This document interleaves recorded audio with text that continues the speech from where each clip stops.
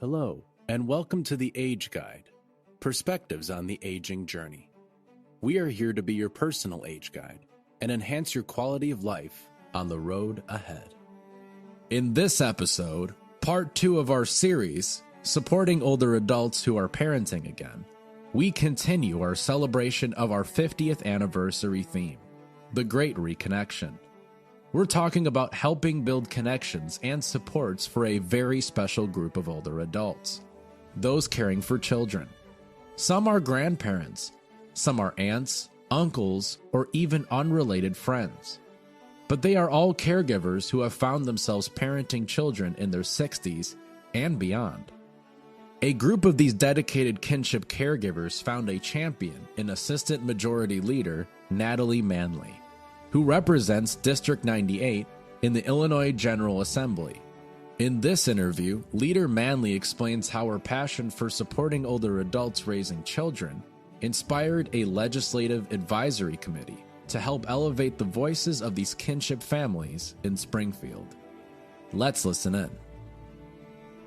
Hello, and thank you so much for joining us on the Age Guide podcast. This episode is one of a series that we're doing on our 50th anniversary as an area agency on aging, where we're highlighting various programs for older adults that are paid for by the Older Americans Act.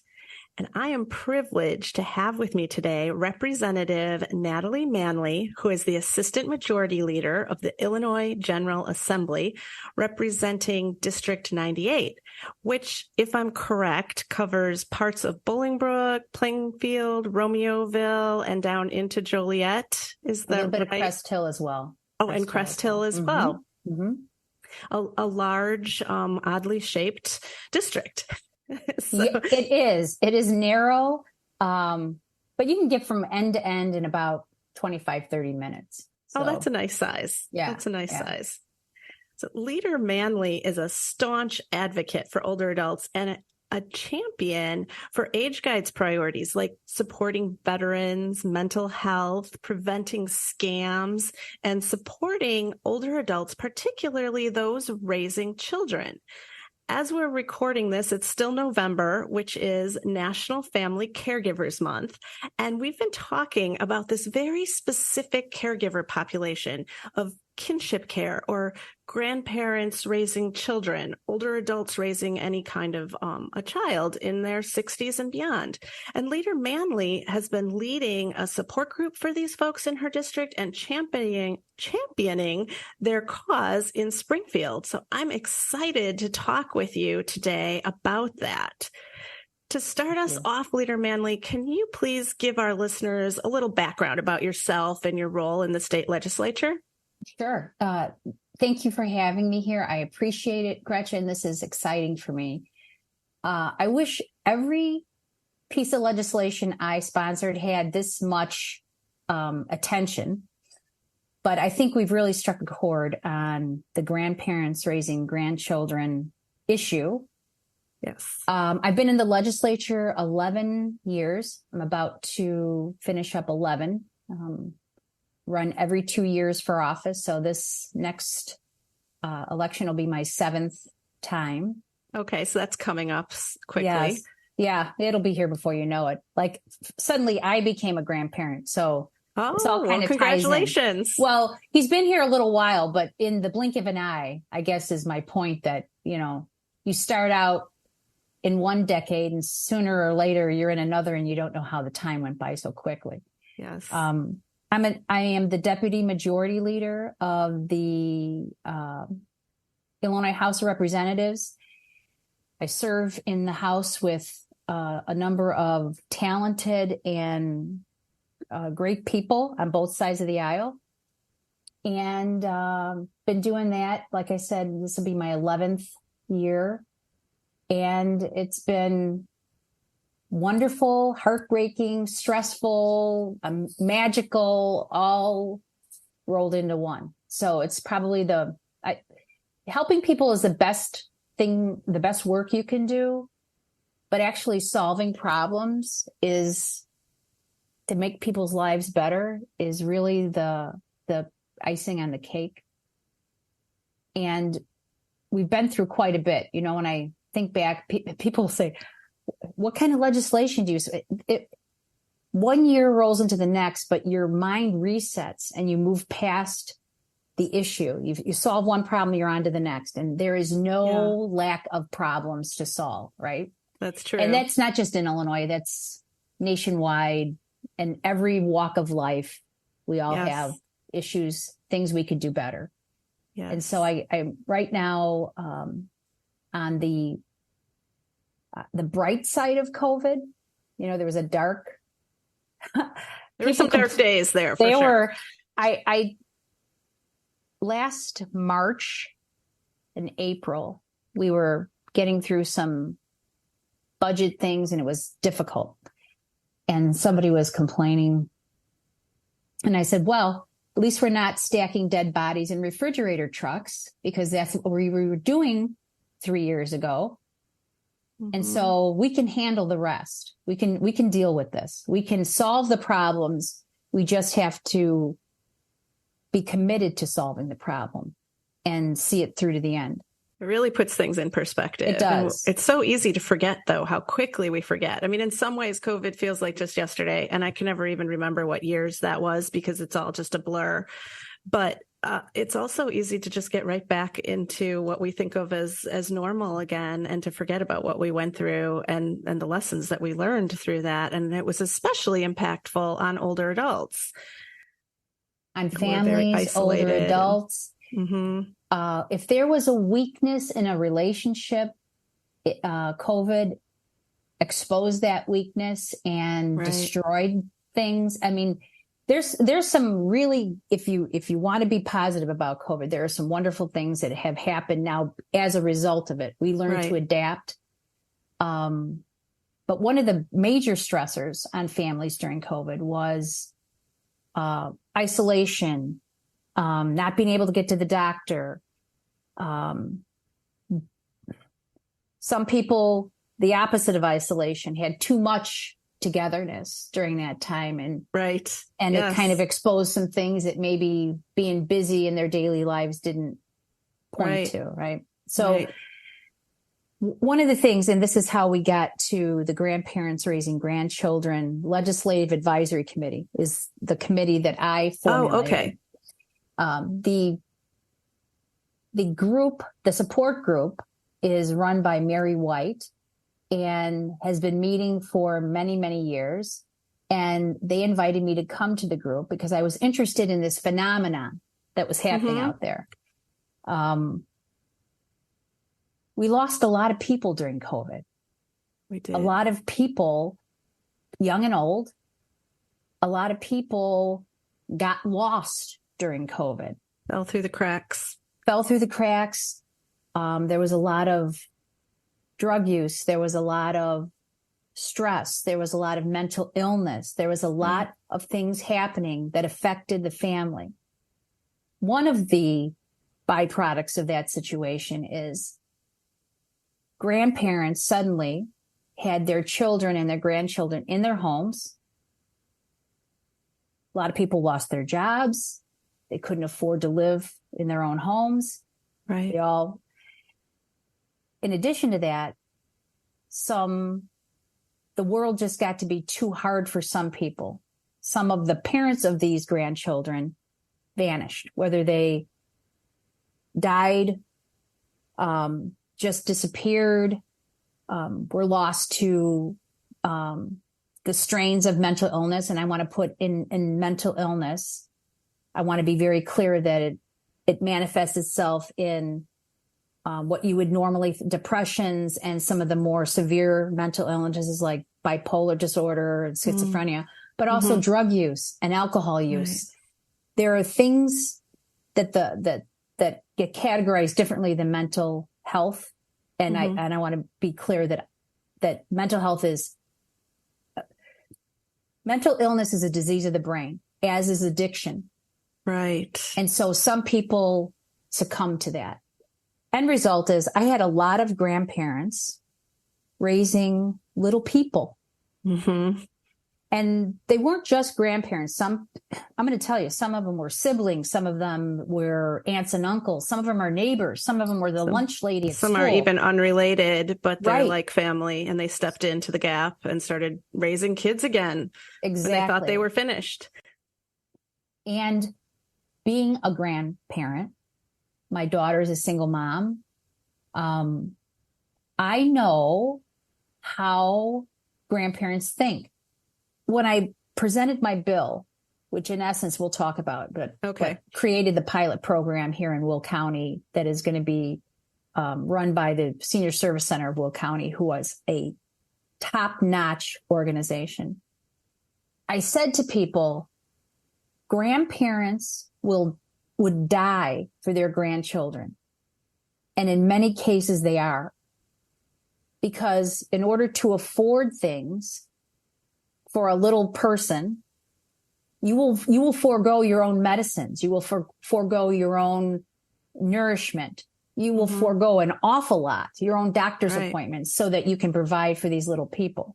And we're talking about people who are already on a fixed income, sometimes already on a really tight budget. Exactly. And they're just adding in a child. We all know how expensive it is to raise a child, and maybe exhausting. even several children. And exhausting, right? And exhausting. They don't mean to be exhausting, but they just are. My grandson doesn't stop talking. That in itself is exhausting, right? So Mary White invited me to come to her support group. This is a bunch of grandparents. Affiliated with an organization? South Suburban Grandparents Raising Grandchildren. Oh, okay. So she's local here in the Will County area, does fantastic work. And I thought to myself, this is great. These grandparents can share their knowledge, get comfort and support from each other. My job is to fix problems legislatively. I love that you see it that way. Totally. Representative. That's awesome. I mean, I wish I could tell you I was the type of person that could I am a warm and feeling human being, but everybody has a role. Yeah. And Mary White did such a good job with the support end. Now I wanted to do my job, and my job is to fix things in the law to help people. Let's make life better for these grandparents, right? Fix the system. Right. So yes. I created a Grandparents Raising Grandchildren Legislative Advisory Committee. And I'm going to tell you how proud I am of these people. You don't have to show up to every meeting. You don't have to say a word at any of these meetings. They are the most dedicated group. I'm so proud of them, because if it wasn't for them, we wouldn't have the pilot program. They sat in the meetings. We meet once a month, and we discuss not how you feel, but what are the factual problems. I always tell them, carve out the emotion. I'm going to sound like an ogre. Carve out the emotion. Let's drill down to the issue. That's what the support group is for. Right. This group, you're trying to figure out where's the issue, where's the roadblock, where's the challenge, so that we can fix it. So we figured out through many, many months of conversation, and I wish you could come to this group, because I would love to. Oh, it is. You can, it's a hybrid, because a lot of people take their lunch hour to join us. Not every grandparent is quote unquote old. Some are younger, in their 50s. Mm-hmm. Some are older, in their 80s, and they all show up. That's amazing. Because they are dedicated to the cause. Their love for their grandchildren kind of transcends maybe what services they need now. Mm-hmm. And what I found is, at the end of the day, first of all, in my group, and we can't be unique. I feel like we are just a microcosm of what really is going on out there. Probably, yeah. Everybody has a different role. So there are some people that have adopted, some people that have a different legal relationship. Guardianship, or they're working through DCFS. And it's all complicated. I'm not a lawyer. I'm a CPA by training. I was raised professionally as a certified public accountant. Okay. And which will speak to the linear way I think, and how step 1, step 2, and then we get to the prize where we fix the problem, right? But every family, regardless of age, regardless of legal status, had one thing in common, and that all of the children had some sort of special need. Challenge as a result of trauma and having been removed from a birth parent. Yes. I'm so glad you recognize that. Yes. And that was like a blaring similarity. Some of them may have low forms of autism, and some go all the way up to where they have personality disorders and schizophrenia, right? Mm-hmm. Whatever the case, these are older people who have raised their children and now are not being asked to, but feel the obligation to step up and help raise their grandchildren. Mm-hmm. So, and these are kids who come with a lot of baggage, is what you're saying, and a lot of challenges. There is no break from it. There is the worry relentless. Is the same. And now you kind of pile on some of the special needs that the kids need between doctor's visits and medications, trying to get those right. Now you're a grandparent and you're tired. Okay. You're tired. Yeah. I'm just speaking for myself. And I love this child more than life, my grandson, more than life. But when he leaves, there's like a silence. And I just look at my husband and go, I love him so much. I miss him now, but I'm so happy for this like 5 minutes of silence, right? Yeah. But he goes home. Right. There's a lot of grandparents, aunts, uncles, neighbors, whomever, grandparents raising grandchildren plus, I like to refer to it. Right. Okay. That's a good way. GRG plus. Right. That's a good way to describe it. Where the kids don't go home. There is no break. Right. And then not only are you trying to entertain and deal with these behaviors and just the overwhelming volume of their voices and everything, but you're planning things like school and special education services and therapy appointments and buying clothes and shoes and just play taking dates them and to the store. Just taking them to the store is an endeavor. Yeah. Some kids, right? Right. Mm-hmm. How am I going to get through the next 2 hours? Right. When am I going to have a break? Exactly. So what I found is there might be services out there, but grandparents, GRG plus, whomever, don't have the time, the energy, and sometimes the sophistication to go on the computer and search through the murky waters of state government where services might be housed, might be available. They just go without. They do without. Right. So this and their pilot peers program can't necessarily help them if their peers are not raising children. They can't just go to, a group and hang out with their friends and get the information like maybe a younger parent might have, like a group of their peers who are also raising children. I would think that would be kind of a challenge for these GRG plusers as well. The confidence to go on the internet, the energy to go through it, to have because a lot of this stuff doesn't happen instantaneously. It's one conversation leads you to the next conversation. Then you find a brick wall and then you got to go back. It's just so much to do navigating on top of trail. what they're doing on a daily basis. Right? Yes. So the program, in essence, if you want to just basically is we are going to create a position where a grandparent can call, walk in, whatever it is, grandparent or whomever, doesn't even have to be in my district. Okay. We are trying to create the gold standard of trying to get help that might be available to these people that need it so desperately. Data collect. So we're going to require some data. So a pilot program to me, and this is my accounting side and also being in the General Assembly, let's make sure that the money is being well spent. Does this type of program work? Right. So you got to be collecting some data.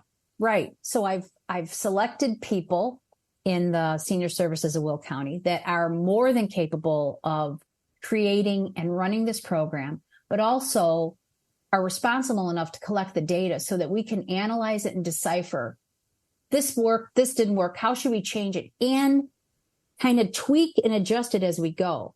Excellent. And at the end of the 3 years, did we spend the money wisely? Does this actually work? Mm-hmm. Do we need this? And we'll be able to make that decision. And if it does work, we use this as a template across the state. Excellent. That's really exciting. So it's a 3-year pilot. When does it start? January 1st. Okay. We've already had some interest and people coming through the door and calling senior services. But part of it is being, so I visualize this. I like to go through the iteration in my head. Let's say I am the representative at Senior Service Center. I am the GRG plus advocate. Person walks through the door, sits down.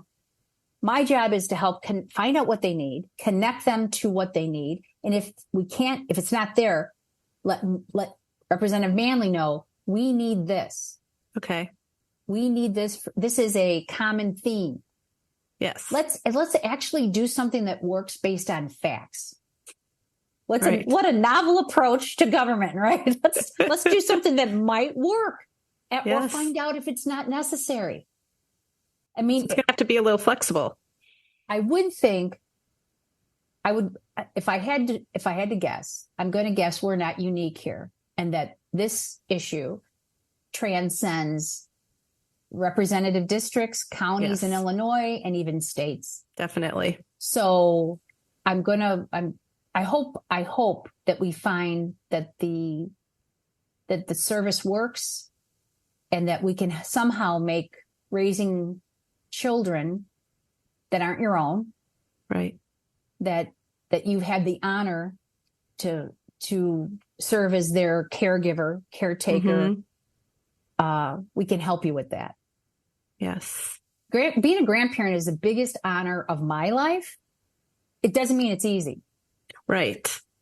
But having to go through the day-to-day kind of robs you of some of that grandparent joy. Right. And I want them to feel the joy. They deserve it.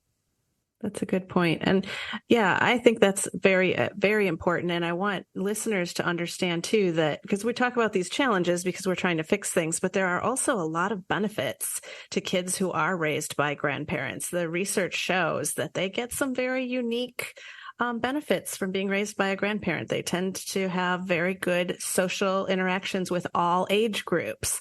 They tend to be very well socially connected, and both the grandparent or the older adult or family member also is better socially connected as a result of raising a child, right? So there are some benefits that come along with this. But like you said, it's still hard, and we want to take some of that away. So I think that is wonderful. And Age Guide has seen this problem across our region as well. So I think you're right. It's not an isolated issue just for your district. We're seeing it too. Yeah. If we are in the business to help people, and I believe that government is there to help people, then this is a really good way to do that. I think nothing's perfect. I'm not sure. I don't. Being in government is not try to make life perfect for people. There's no such thing, right. And everybody's level of what is a life well lived. Right. It might be different, but I do know that grandchildren make your life worth living. Right. Mm-hmm. They are pure joy.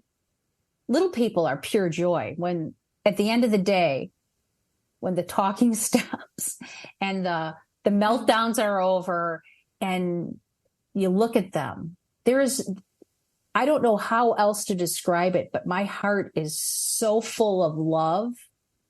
I want everyone to feel like that. They deserve it. Grandparents deserve it. And I will tell you this also. I was astounded by how many people came up to me and said, I was raised by my grandparents. My mom and dad, whatever the case may be, I lived with my grandparents. It is exactly what you say. It is a profound benefit for the extended family to be part of the raising, the nurturing of children. Mm-hmm. And these grandparents probably didn't envision themselves doing it quite this way, but that's the way life is. Right. So we're going to make the best of it. Yes. Try to help them out. I love that. I love that you're stepping into this place that's unique and yet becoming more and more pervasive in our communities. Hello and welcome to your Medicare Minute. We are here with Val Guzman, our benefit access specialist here at Age Guide. Today, we have a question from Diana in Grundy County. She said, I heard there were new restrictions on insurance companies coming soon. How will that affect me? Is this a good thing?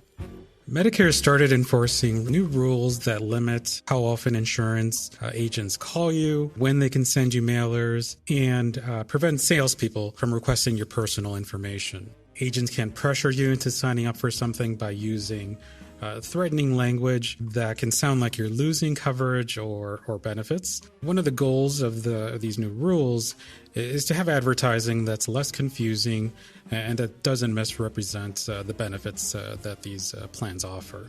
You can also opt out of receiving calls and mailers, and there are penalties if the insurance companies don't comply. If you need to report any issues, you can do so directly with Medicare by calling 1-800-MEDICARE. So the Legislative Advisory Committee, did they help you come up with the exact legislation that you proposed and passed?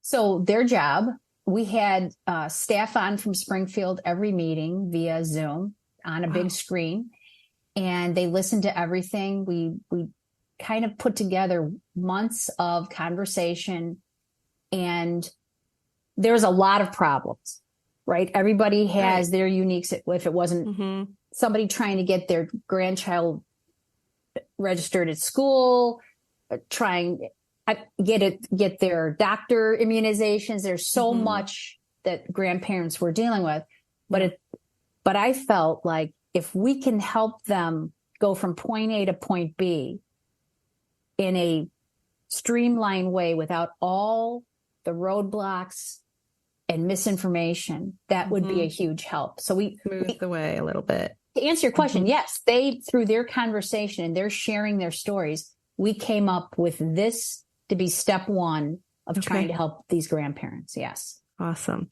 And it's going to be piloted at Senior Services of Will County. And we interviewed them for a podcast as well. So that's a separate podcast that folks can listen to and hear a little bit more about how that program is going to get off the ground.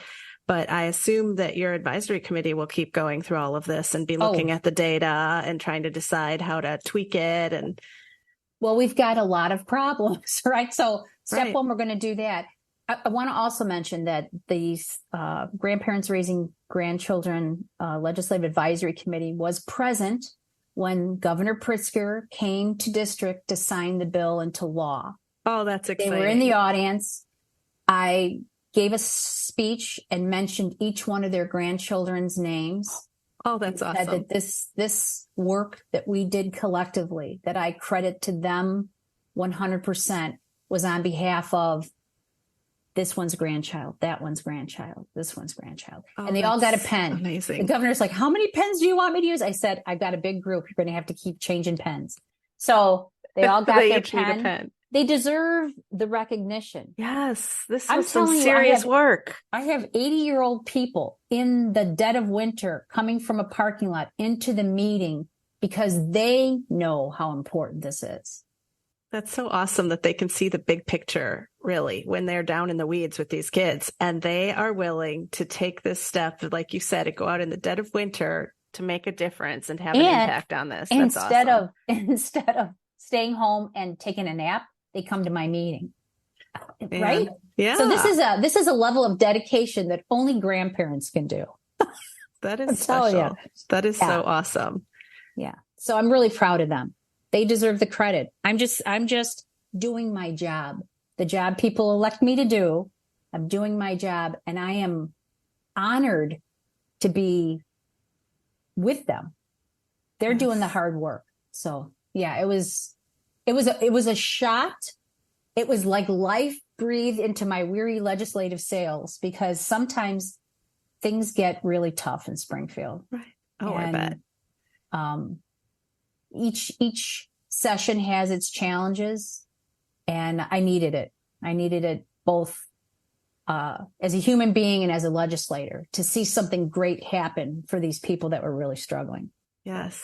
Well, good for you and good for them. I'm so excited. And I know we're going to be working with your office to get a couple of your advisory group members on the podcast. So I'm really excited to talk to them from their perspective on what this whole process was like and getting involved in making legislation. So we're looking forward to that next podcast as well. Yeah, the governor was really good to them. They all took a picture, and he's like a rock star. They swarmed around him. It wasn't a big room, probably maybe 70, 75 people in the room at the bill signing. And I was so grateful to him for doing that. That's great. I'm a big fan. Good. Oh, that's such an exciting win, just to be able to see some change going in the right direction for these and doing these it folks. Like the right way. Like, we're not just throwing money at something. We're going to make sure that the money's being I owe that to the taxpayers in the state, right? That we're spending the money the right way. I doubt it, but maybe we'll find through the data that this isn't the right way to go about this. You never know. Right. But you'll find out. We will find out. You'll adjust as needed. Exactly. Excellent. Well, this was just a wonderful conversation, Representative Manley. Thank you so much for sharing and for being here with us today. And I wish you luck as you launch this program, and I'm so excited to follow it. We'll put some links in the show notes so that folks can find out more about the legislation and the advisory committee and what you guys are doing. Thank you so much. This has been a pleasure. My first podcast in the books. Awesome. Congratulations. Thank you so much. Pleased to be your first podcast, and hopefully the first of many more. Thank you so much. Appreciate it. Thank you for listening to The Age Guide, Perspectives on the Aging Journey. We hope you learned something new on this podcast, because we all have a stake in promoting a high quality of life for people on their aging journey. Age Guide coordinates and administers many services for older adults in northeastern Illinois. We serve DuPage, Grundy, Kane, Kankakee, Kendall, Lake, McHenry, and Will counties. Our specially trained professionals are available to answer questions and connect you with local service providers and resources. If you are interested in these services or want to learn more, go to our website at ageguide.org. Call our offices at 630-293-5990. Please follow our podcast so when we post our monthly podcast, you are notified on your streaming account. Thank you, and we will see you next time on The Age Guide, Perspectives on the Aging Journey.